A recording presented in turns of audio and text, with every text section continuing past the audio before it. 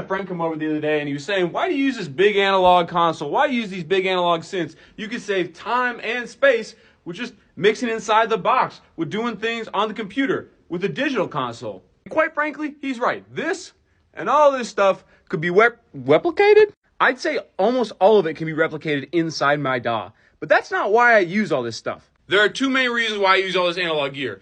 One is the hands-on nature of it, and two is the permanence of the recording and sound design. Now, what do I mean by both of those? For the first point, it's the tactile response. It's being able to see something and touch it immediately without having to click through menus, without having to click and drag. If I want to change the attack and release on this, I have faders to do that right there. If I want to change somebody's in-ear mix, I can do that with a knob. And the second point is largely a creative one.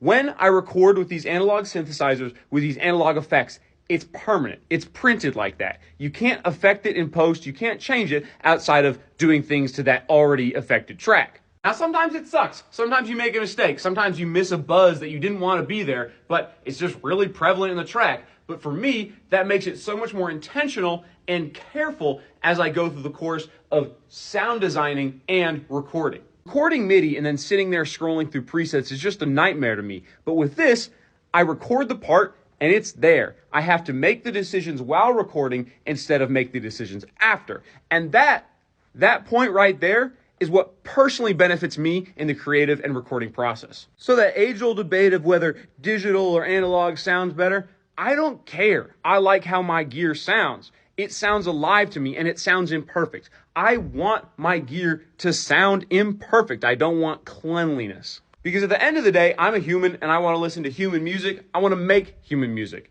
I want to exemplify what I am, and I am flawed inherently.